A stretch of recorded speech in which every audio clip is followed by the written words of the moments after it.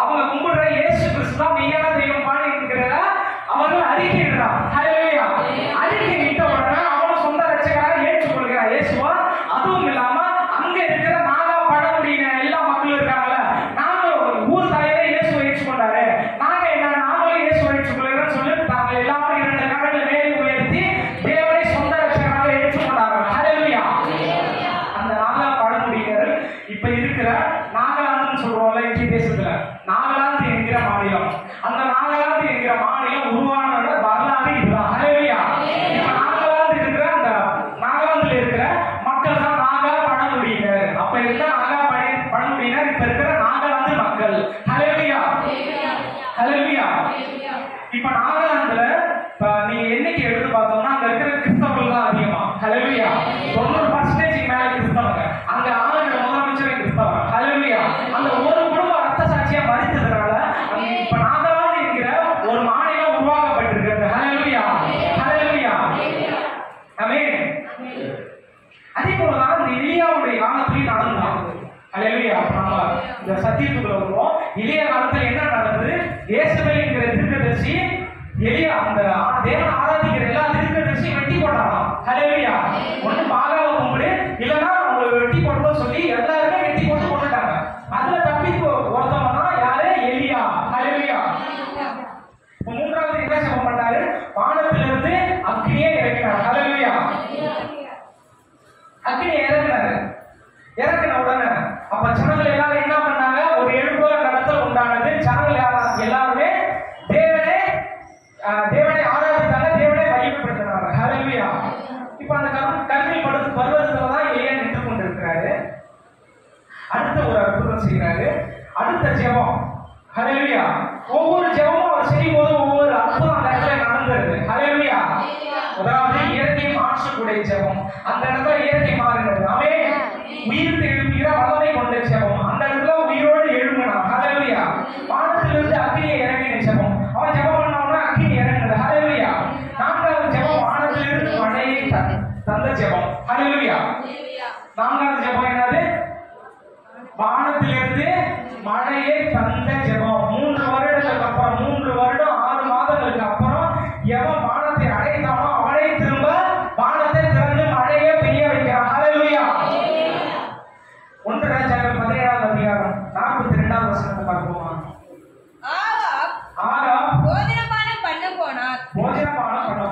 பின்பு எலியா கர்மேல் பர்வதத்தினுடைய சிகரத்தின் மேல் ஏறி தரையிலே பணிந்து தன் முகம் தன் முழங்காலில் பட குனிந்து தன் ஊழியக்காரனை நோக்கி நீ போய்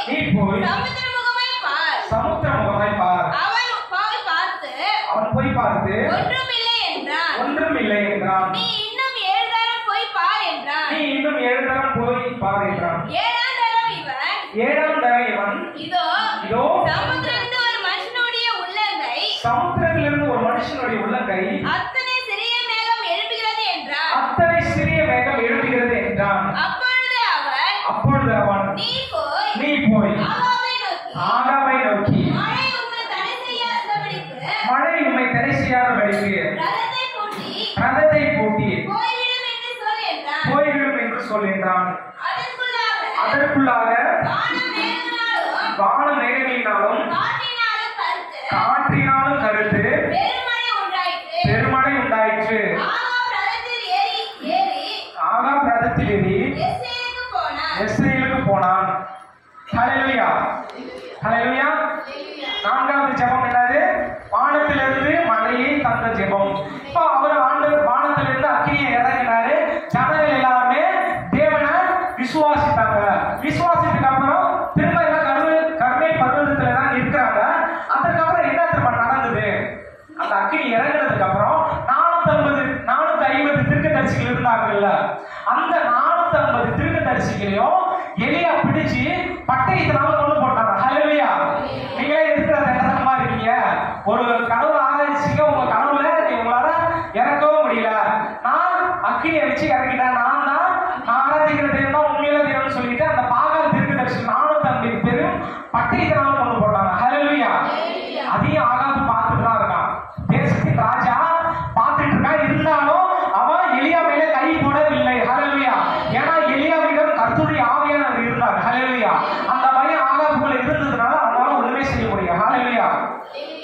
உடனே ஆகாபு போஜனம் பண்ண போறான், சாப்பிடுறதுக்கு போறான். அந்த இடத்துல ஒரு நாள் ஃபுல்லா இருந்ததுனால அவனுக்கு பசி உண்டாததுனால சாப்பிட போகிறாங்க. சாப்பிட போன உடனே எலியா என்ன பண்றாரு, தன் ஊழியக்காரனை நோக்கி அவனுடைய ஊழியக்காரனை கூப்பிடுறாரு. கூப்பிட்டு சமுத்திர முகமாய் போய் பாரு, அதாவது சமுத்திரம் கடல் இருக்குல்ல, அது கிட்ட போய் பாரு, ஒரு மேகம் எழுதுதான்னு பாருன்ட்டு எலியா சொல்றாரு. யாரை பார்த்து? அவனுடைய வேலைக்காரனை பார்த்து போய் சொல்றாரு. அது வரைக்கும் எலியா என்ன திரும்ப பண்ணிட்டு இருந்தாரு, தன் முகம் தன் முழங்காலில் பட குனிந்து ஜெபம் பண்ணாரு. ஹல்லேலூயா. நான்காவது என்ன பார்த்தா, வானத்திலிருந்து மழையை தந்த ஜெபம். அதுக்கு அவர் எலியா எப்படி ஜெபம் பண்ணாரு, தன்னுடைய முகம் முழங்காலில், ஹல்லேலூயா, முட்டி போட்டு தன்னுடைய முகம் முழங்காலில் படுற அளவுக்கு ஜெபம் பண்ணினார். ஆமென். எல்லாரும் உற்சாகமா இருக்கீங்களா? சந்தோஷமா இருக்கீங்களா? எலியாவோட ஜெபம் எப்படிப்பட்டது? தன்னுடைய முகம் முழங்காலில் படுற அளவுக்கு ஜெபம் பண்ணினார். ஜெபம் பண்ணி 7 தரம் போய் சமுத்திர முகமாய் போய் பார்த்துட்டு எலியா வேலைக்காரன்ட்ட கட்டளையிடுறான். வேலைக்காரன் ஒரு தடவை போய் பார்க்கறான், சமுத்திர முகமாய் பார்க்கறான், ஒண்ணுமே இல்லாட்டி திரும்ப வரான். திரும்ப போய் பார்க்கறான், திரும்ப 7வது தரம் போய் பார்க்கறான். ஒரு உள்ளங்கை வசனத்துல போடப்பட்டது, ஒரு இதோ சமுத்திர முகத்திலிருந்து 7ஆம் தரம் இவன் இதோ சமுத்திரத்திலிருந்து ஒரு மனுஷனுடைய உள்ளங்கை அத்தனைய சிறிய மேகம் எழுதுகிறது என்றான். ஹல்லேலூயா. ஒரு சின்னோண்டு மேகம் தான், ஒரு உள்ளங்கை அளவுக்கு தான், ஒரு உள்ளங்கை அளவுக்கு மேகம் எழுப்புகிறதா அவன் வேலைக்காரன் பார்க்கறான். பார்த்துட்டு எலியா கிட்ட சொல்றான். ஹல்லேலூயா. சொன்ன உடனே எலியா என்ன சொல்றான், ஆகாபை நோக்கி, ஆகாபே சீக்கிரம் உன்னுடைய ரதத்தை கூட்டி கொண்டு எவ்வளவு சீக்கிரமா இஸ்ரவேலுக்கு போக முடியும் அவ்வளவு சீக்கிரமா போ. ஏன்னா பூமியில இதுவரைக்கும் பார்க்க கூடாத ஒரு பெரு மழை பெரு வெள்ளம் வரப்போகுதுன்னு சொல்றான். ஹல்லேலூயா. ஹல்லேலூயா. உடனே ஆகாபு சொன்னான், எலியாவோட வார்த்தையை கேட்டு உடனே அவனுடைய ரதத்தை கூட்டிட்டு இஸ்ரவேலுக்கு நேரா போயிட்டான். சீக்கிரமா போயிட்டான். போன உடனே 40வது வசனம், அதற்குள்ளாக வானம் மேகங்களினாலும் காற்றுகளினாலும் கருத்து பெருமழை உண்டாயிற்று. ஆகாப் ரதத்தில் ஏறி இஸ்ரவேலுக்கு போனான். ஹல்லேலூயா. ஹல்லேலூயா. இதுல என்ன போட்டிருக்கு, அதற்குள்ளாக வானம் மேகங்களினாலும் காற்றுகளினாலும் கருத்து பெருமழை உண்டாயிற்று. ஹல்லேலூயா. 3 வருஷம் 6 மாத காலமாக பெய்யாத மழையை எலியா ஜெபத்தினால பெய்ய வைத்தார். ஹல்லேலூயா. ஒரு உற்சாகமா ஹல்லேலூயா. ஹல்லேலூயா. ஆனா இதுல ஒரு ஆச்சரியம், ஒரு அற்புதம் என்னன்னா, மழையை பெய்ய வைத்துட்டு ஆகாபு இஸ்ரவேலுக்கு போறதுக்கு முன்னாடியே எலியா போயிட்டான். ஹல்லேலூயா. ஆகாபுட்ட பெரிய குதிரை ரதம் இருக்குது. அந்த ரதத்துல போயிருந்தாலும் அவன் சீக்கிரமா போயிடுவான். ஆனா எலியா கிட்ட எதுவுமே இல்லை, அவன் சாதாரணமா நடந்து தான் போனான். இருந்தாலும் கர்த்தருடைய காலம் எலியாவின் மேல இருந்ததுனால ஆகாபு இஸ்ரவேல் போறதுக்கு முன்னாடியே இவன் இஸ்ரவேலுக்குள்ள போனான். ஹல்லேலூயா. ஹல்லேலூயா. ஆமென். மொத்தம் எத்தனை ஜெபம் பார்த்தோம்? 4 ஜெபம் பார்த்தோம். ஹல்லேலூயா. முதலாவது இயற்கையை மாற்றக்கூடிய ஜெபம், இரண்டாவது உயிர்த்து எழுப்புகின்ற வல்லமை கொண்ட ஜெபம், 3வது வானத்திலிருந்து அக்னியை இறக்கிற ஜெபம், 4வது வானத்திலிருந்து மழையை தந்த ஜெபம். ஹல்லேலூயா. இஸ்ரவேல் தேசத்துல ஒரு நடந்துச்சு. ஏசபேல் பார்த்துட்டு இருப்பாங்கல்ல, ஏசபேல் இந்த ஸ்பாட்லயே வரல. ஹல்லேலூயா. ஏசபேல் ஜாலியா உள்ள அரண்மனைக்குள்ள உட்கார்ந்துருக்காங்க. அவங்களுக்கு இங்க என்ன நடந்தது, என்ன நடக்க போகுது அப்படின்ட்டு ஒண்ணுமே தெரியாம அவங்க ஜாலியா இருக்காங்க. ஹல்லேலூயா. ஹல்லேலூயா. ஆனா ஏசபேல் ஸ்பாட்டுக்குள்ள வரல. ஆகாபு தான் உள்ள இஸ்ரவேலுக்குள்ள போறான். போன உடனே நடந்தது எல்லாத்தையுமே ஏசபேல் கிட்ட சொல்றான். இத போல எலியா பண்ணிட்டாரு, நம்முடைய தீர்க்கதரிசியை எல்லாருமே வெட்டி போட்டுட்டாரு. அவருடைய கருத்து அந்த இடத்துல கர்மேல் பர்வதத்துல அக்கினியா இறங்கி காட்டினாரு. அவர் தான் மெய்யான தெய்வம் என்பதை அந்த இடத்துல நிரூபிச்சாரு. நம்முடைய பாகால் தீர்க்கதரிசி அக்கினியினால இறங்கல அப்படின்ட்டு எலியா ஆகாபு மனம் முடியல அவங்க ஒய்ஃபு கிட்ட போய் சொல்றான். சொன்ன உடனே ஏசபேலுக்கு ரொம்ப கோவம். ஹல்லேலூயா.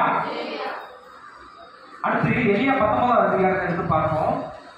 எலியா செய்த 1வது வசனம், எலியா செய்த எல்லாவற்றையும் அவன் தீர்க்கதரிசிகள் எல்லாரையும் பட்டயத்தாலே கொன்று போட்ட செய்தி அனைத்தையும் ஆகாப் ஏசபேலுக்கு அறிவித்தான். ஹல்லேலூயா. இப்பதான் போய் சொல்றான் ஏசபேல் கிட்ட, எலியாப்பெல்லாம் செஞ்சுட்டா இருப்பாங்க. அப்ப இயேசுவில் ரொம்ப கோபமாகறாங்க. என்ன சொல்றாங்க? 2வது வசனத்தை பார்ப்போமா?